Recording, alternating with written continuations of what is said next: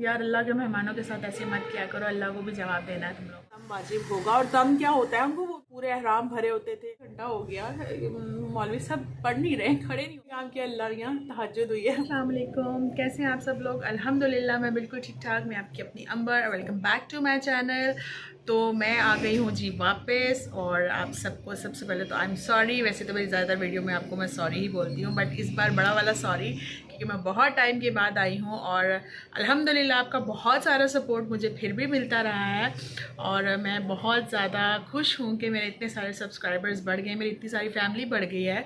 तो thank you so so so so much. आप सबका बहुत शुक्रिया मुझे अपनी दुआ में याद रखने के लिए और मेरा साथ ना छोड़ें। वापस मैं आ गई हूँ, कुछ बातें आपके साथ शेयर करना चाहती हूँ मैं, इसलिए मैं आज आई हूँ आपकी खिदमत में। और मुझे वैसे तो आए हुए 1 महीना हुआ नहीं है, होने वाला है, अभी हैं 10 दिन ना 1 महीना होने में। लेकिन मैं इतनी ज़्यादा बिजी थी, आपको पता है एक तो उम्रे से वापस आओ तो बहुत सारे मिलने मिलाने वाले, ऊपर से फिर मैं जॉब करती हूँ, तो इस वक्त भी मैं अपने पार्लर में हूँ। मैं एज अ ब्यूटिशियन भी काम करती हूँ, और जो भी आप समझ लें। तो इसलिए फिर बहुत ज़्यादा बिजी हो गई थी। लेकिन आज मैंने अपना टाइम थोड़ा सा निकाला है अपनी आवाम से, अपनी पब्लिक से, अपने सब्सक्राइबर से, अपनी फैमिली से बात करने के लिए। तो होप आप सब ठीक होंगे, और मुझे बहुत मिस किया होगा ना, है ना? खैर मैं आ गई। तो मैं आज बात करूँगी थोड़ी सी उम्र से रिलेटेड। मैंने बहुत कुछ देखा है, मैंने लास्ट टाइम भी देखा था, और लेकिन ज़ाहिर है मैं भी पहली दफ़ा गई थी, तो मुझे इतना आइडिया नहीं था।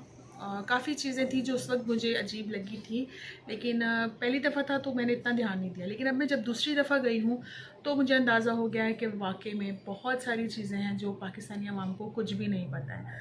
और सबसे बड़ी बात जो है वो यहाँ के जो हमारे एजेंट्स हैं, वो बस पैसा कमाने पर ध्यान देते हैं। यार अल्लाह के मेहमानों के साथ ऐसे मत किया करो, अल्लाह को भी जवाब देना है तुम लोगों ने। तो बहुत ज़्यादा मुझे शर्मिंदगी हुई है वहाँ पर देखकर, पाकिस्तानी अवाम को ख़ास तौर पे, जो ख़ास तौर पर अंदरूनी सिंध और अंदरूनी पंजाब से आते हैं, उनको किसी चीज़ के बारे में नहीं पता, किसी चीज़ का इल्म ही नहीं है। और हमारे जो एजेंट्स हैं वो उनको ऐसे ही भेज देते हैं, ऐसे ही उनको उठाते हैं, मुँह उठाते हैं, पैसे लेते हैं, और बस एक दिन में उनकी तैयारी करवा देते हैं। हमारे साथ भी कुछ हुआ है ऐसा कि एक दिन में हमारी समझ लो तैयारी हो गई थी। हमें सिर्फ बात की और उन्होंने कन्फर्म कर दिया हम लोगों को कि आप लोगों ने जो है वो इस तारीख को जाना है। तो इस वजह से जो है वो मुझे थोड़ा सा फ़ील हुआ। लेकिन खैर हम लोग अल्हम्दुलिल्लाह पहले गए हुए थे, तो मुझे तो पता था अच्छे से, हर चीज़ के बारे में पता था। तो मेरे जो सास ससुर मेरे साथ गए थे वो भी फ़र्स्ट टाइम गए थे, काफ़ी चीज़ों के बारे में उन्हें नहीं पता था, लेकिन हम साथ थे तो हम उन्हें गाइड करते रहे थे।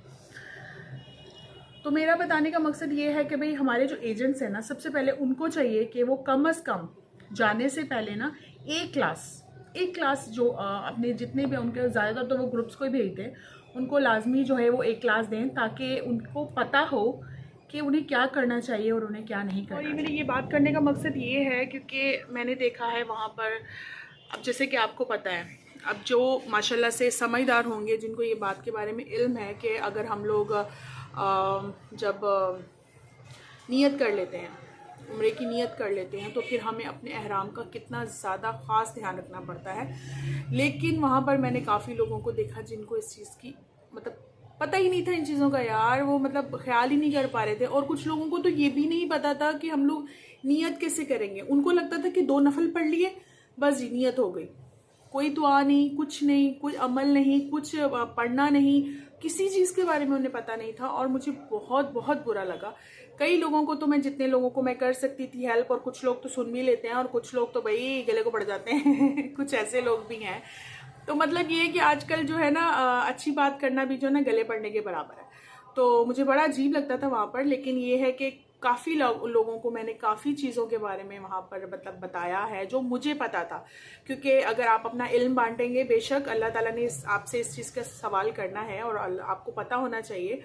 तो मुझे जिस चीज़ का मुझे पता था, मैं पक्की थी इस बात पर, मेरे पास हर चीज़ का सबूत है। कहते हैं ना कि सबूत के साथ बात करनी चाहिए। तो मुझे अगर किसी चीज़ का पता था और किसी को नहीं पता होता था, तो मैं उसको बताती थी और उसको बाकायदा वो चीज़ दिखा भी देती थी, कभी कभी मोबाइल वगैरह पर, या कोई दे देती थी उनको। तो मेरी एजेंट्स से यही रिक्वेस्ट है कि प्लीज़ आप कम से कम एक दिन जाने से एक दिन पहले, या कभी भी, आपके बेशक 1 महीने बाद का भी ग्रुप के लोग हो ना, आप उन सबको इकट्ठा करें और एक दिन क्लास ज़रूर दें। उनको बताएं, उनको समझाएं किस चीज़ से क्या होगा, किस चीज़ से क्या होगा। अगर आपके एहराम को लग गया या आपको कुछ मसला मसाइल हो गया तो भाई आप पर दम वाजिब होगा। और दम क्या होता है उनको वो भी बताइए, क्योंकि ये दम वाली बात जो है ना अल्लाह ताला ने हम पर भी इसी वजह से वाजिब की हुई है ताकि हम भी उस चीज़ का ख्याल रखें और मतलब डर जाएं इस चीज़ से और कुछ उल्टा सीधा ना कर सकें। मैंने वहाँ पर देखा है, वहाँ पर उम्रे तक पहुँचते पहुँचते यकीन करें वाइट एहराम गंदे हो चुके होते थे, निशान धब्बे, खाना खाते हैं ऐसे खाते थे, पूरे एहराम भरे होते थे। मैं मतलब बहुत ज़्यादा परेशान थी इस बात को। मैंने वाइट एहराम पहना था और मैं इतना ज़्यादा ख्याल रख रही थी कि मुझे पानी का छींटा भी नहीं गिर जाए, मैं इतना ज़्यादा ख्याल रखती थी क्योंकि वही बात आ गई कि पता था। और इसी तरह मैंने अपने साथ जो मेरे अम्मी अबू थे, सास ससुर थे, उनका भी मैंने ख्याल रखा। उनको मैंने बार बार यही तलकीन की, कोई चीज़ ऐसी मत लीजिएगा, कोई काम ऐसा मत कीजिएगा कि आप पर आपके आराम पर कोई धब्बा या दाग लग जाए, आप पर दम वाजिब हो जाएगा। कोई ऐसी बात मत कीजिएगा, गुस्सा मत कीजिएगा, कोई बात मत कीजिएगा। मेरे जो ससुर है वो थोड़े से जल्दी गुस्से में आ जाते हैं। मैंने उनको पूरे रास्ते मतलब जो उनको ना मतलब करती रही हूँ कि कुछ नहीं करना, गुस्सा नहीं करना, गुस्सा नहीं करना, कुछ इस तरीके से। और हमारा सफ़र बहुत लंबा था, बहुत लंबा था। समझ लें हम लोग 2 दिन यहाँ से जब हम निकले हैं तो हम 2 दिन तक सो नहीं सके थे, मतलब ऐसा था। और आपको पता है इसमें जो बीमार लोग होते हैं, जो बूढ़े लोग होते हैं, वो बहुत ज़्यादा थक जाते हैं और थोड़े चिड़चिड़े भी हो जाते हैं। लेकिन अल्हम्दुलिल्लाह अल्लाह का लाख लाख करम है, अल्लाह ताला ने हमें बखैरियत वहाँ पर पहुँचाया। और वहाँ पर पहुँचने के बाद हम लोगों ने बहुत बहुत बहुत ही अच्छे से, बहुत ही आराम से अपनी जो नमाज़ें हैं वो पढ़ी हैं। तो फिर हम लोग जो है ना वो 2:30 बजे के करीब फ्री हो गए थे। अब नींद का गलबा इतना ज़्यादा सर पे सवार हो चुका था कि मेरे से एक मिस्टेक हो गई थी, लेकिन ये है कि कोई नहीं, अल्लाह माफ़ करने वाला है और अल्लाह के घर में बैठी थी तो अल्लाह माफ़ कर देगा। मिस्टेक ये हो गई थी कि वहाँ पर एक और बात बता दूँ कि वहाँ पर जो है वैसे तो काफ़ी लोगों को पता होगा, जिनको नहीं पता ये उनके लिए है, तो मुझे मैसेजेस मत करना। तो वहाँ पर जो है वो तहज्जुद की भी अज़ान होती है, ठीक है, तहज्जुद की अज़ान होती है। तो तहज्जुद की अज़ान हुई तो मेरे जहन में नहीं, क्योंकि मेरे पास उस वक्त मोबाइल नहीं था, मतलब बैग में था और हिम्मत इतनी जवाब दे चुकी थी कि मैं उसको निकालने की भी हिम्मत नहीं थी मेरे में, बहुत थकी हुई थी मैं। तो मैंने क्या किया, मैंने मोबाइल नहीं निकाला और मैंने सुना अज़ान हो गई है, तो मैंने क्या किया, खड़े होके ना मैंने पढ़ लिया, 2 सुन्नतें पढ़ ली। और मतलब इतनी थकी हुई थी ना, मैंने उनसे कहा अपने हस्बैंड से कि मैं ऐसा करती हूँ 2 फ़र्ज़ भी पढ़ लेती हूँ, हम लोग पढ़ लेते हैं फिर हम लोग चलते हैं। लेकिन खैर हम लोगों ने सिर्फ 2 सुन्नतें अपनी तरफ से पढ़ी कि फ़र्ज़ हम पढ़ के इमाम साहब के साथ पढ़ के फिर चलेंगे। उसके बाद ना काफ़ी देर गुजर गई यार, 1 घंटा हो गया, मौलवी साहब पढ़ नहीं रहे, खड़े नहीं हो रहे। मैं परेशान हो रही थी बहुत ज़्यादा ना, हाय मौलवी साहब खड़े क्यों नहीं हो रहे हैं, क्या हो गया। लेकिन ये है कि जब दोबारा अज़ान हुई ना तो फिर मेरी आंखें पूरी खुल गई। हाँ, मैंने कहा यार ये तो अभी फजर की अज़ान हो रही है, तो पहले क्या हुआ था। फिर मेरे ज़हन में आया, फिर थोड़ा सा दिमाग ने काम किया, अल्लाह यहाँ तहज्जुद हुई है, मुझे माफ़ कर दो, मुझसे गलती हो गई। तो फिर उस दिन जो है मेरी तहज्जुद की जो नमाज थी वो ऊपर नीचे हो गई, मतलब मैं नहीं पढ़ पाई। खैर फिर मैंने फजर की नमाज़ पढ़ी और उसके बाद घर आके हम ऐसे टुन हुए ना, आपको मैं बता नहीं सकती हूँ कि मेरे साथ क्या हुआ। उसके बाद फिर अगला दिन था जुमे का, और ये जुमे वाले दिन भी बड़ी इंटरेस्टिंग कहानी है, वो भी मैं आपके साथ शेयर करूँगी नेक्स्ट व्लॉग में इंशाल्लाह ताला।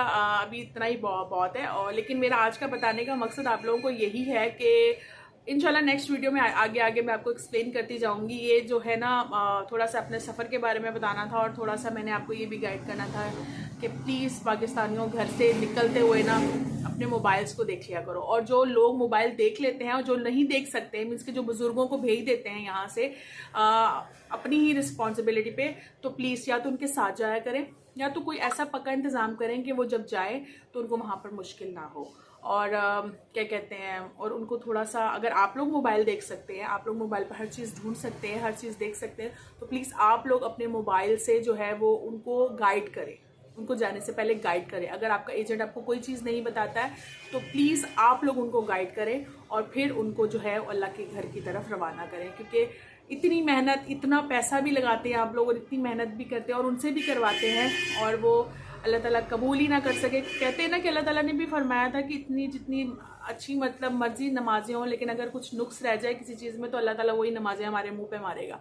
तो ये चीज़ों को अपने ध्यान में रखें, और प्लीज़ अपने जो आपके बुज़ुर्गों को आप भेजते हैं ना उनको थोड़ी सी नॉलेज दे के भेजें। और अगर मुझसे कोई गलती हुई हो तो मैं माजरत चाहूँगी, मुझे अपनी दुआ में याद रखिएगा। इंशाल्लाह नेक्स्ट मिलेंगे, तब तक के लिए इजाज़त दीजिए, अल्लाह हाफिज़।